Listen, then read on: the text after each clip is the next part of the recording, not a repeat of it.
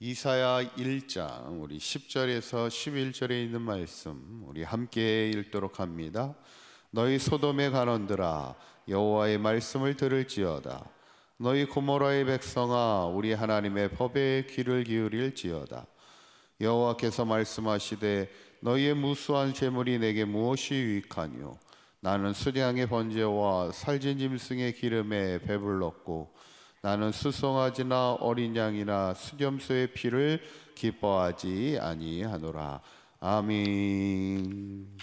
지난 시간부터 이제 우리가 이사야에 있는 말씀을 이제 시작하는데, 이사야 선지자는 남유다의 백성들이 하나님을 떠나서 영적으로나 육적으로나 황폐한 삶을 살아갈 때 시대의 등불이 되어 시대의 희망을 세워가는 하나님의 귀한 선지자로 쓰임 받은 것이 이사야 선지자의 삶인데, 저는 바라기는 우리 사강교회가 이 시대의 등불이 되고 시대를 밝히는 희망의 교회가 될 수 있기를 간절히 축원합니다.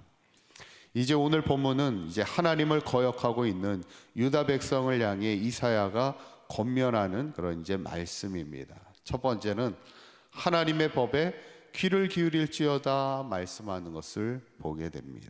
10절에 있는 말씀 다시 한번 읽어볼까요? 시작.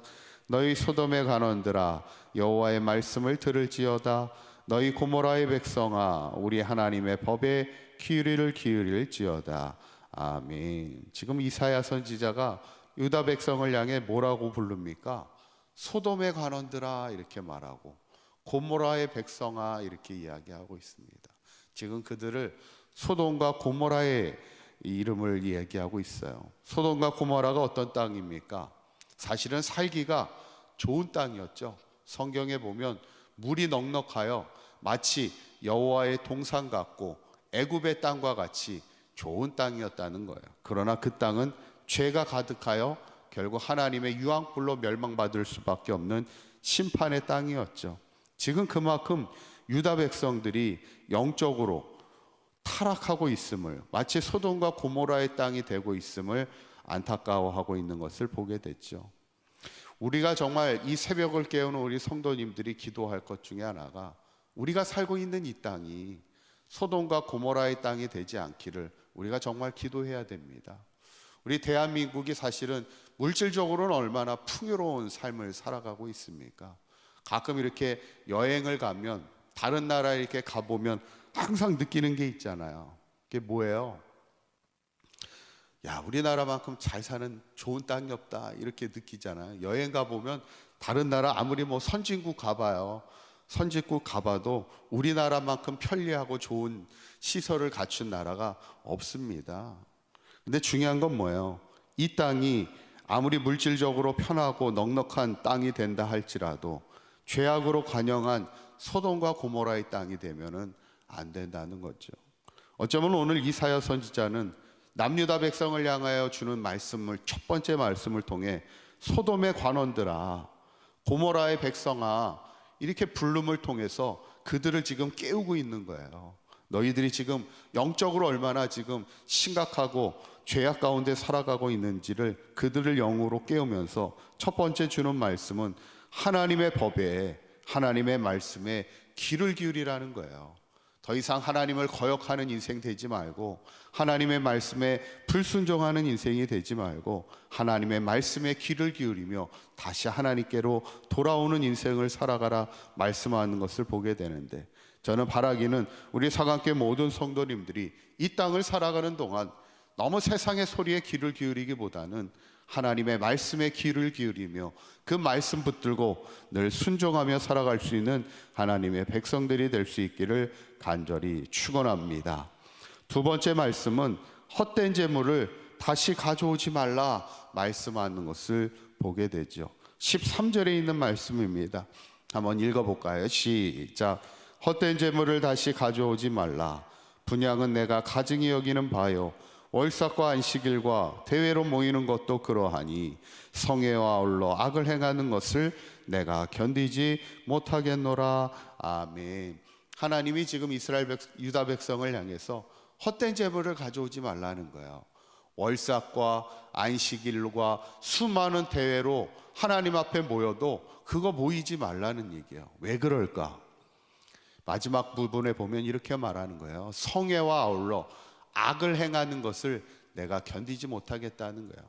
그러니까 그들이 하나님을 예배하는 삶을 살아갑니다. 많은 예배를 드리고 월삭을 드리고 안식일을 드리고 대회를 통해 하나님을 예배하는데, 예배를 드리는데 악을 함께 행하고 있다는 거예요. 이건 뭘 얘기하는 걸까요? 그들은 예배를 드리고 있지만 그들의 삶의 모습은 전혀 예배적이지 않다는 겁니다. 겉과 그들의 어떤 삶은 다르다는 것을 보여주고 있죠. 그래서 그 신앙이 어떤 신앙이라는 거예요? 그저 보이기 위한 형식적인 신앙에 머물고 있는 유다 백성들의 신앙을 질타하면서, 그래서 12절에 이렇게 말씀하고 있어요. 12절에 있는 말씀 한번 읽어볼까요? 시작. 너희가 내 앞에 보이러 오니 이것을 누가 너희에게 요구하였느냐? 내 마당만 밟을 뿐이니라. 아멘. 참 가슴 아픈 구절입니다. 너희들의 신앙이 그저 보이기 위해서 내 앞에 보이러 오고 있느냐, 마당만 밟고 가는 그런 신앙이 되고 있느냐, 그리고는 세상에 나가서 죄악을 저지르고 있는 그 모습을 보니까 하나님이 견딜 수가 없다는 거예요. 그 모습을 보면서.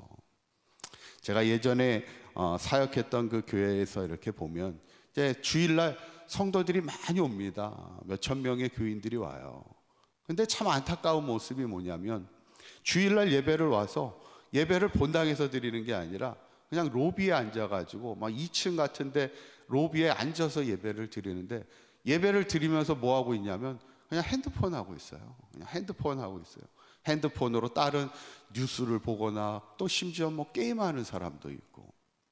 그게 딱 뭡니까? 오늘 말씀처럼 그냥 보이러 오는 거예요. 교회를 그냥 보이러 오고 정말 성전 마당을 밟으러 오는 그런 신앙의 사람들이 있더라는 겁니다. 오늘 하나님은 그 모습을 보면서 내가 견딜 수가 없다는 거예요. 그런 드려지는 재물, 난 너무 배부르다는 거예요. 그거 의미가 없다는 거예요. 그래서 오늘 성경에는 다시는 그런 헛된 재물을 가져오지 말라는 거예요. 그런 예배 드리지 말라는 얘기죠. 저는 오늘 이사야 선지자를 통해 이 주시는 말씀이 그저 남유다 시대에 주는 말씀이 아닙니다. 이 시대 우리에게 주시는 하나님의 말씀이죠.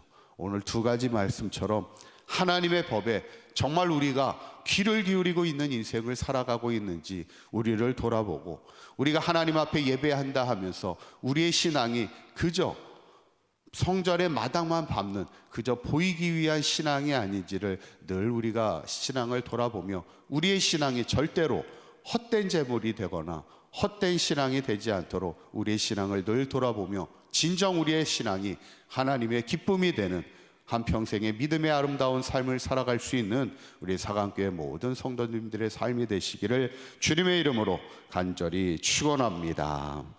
기도하겠습니다.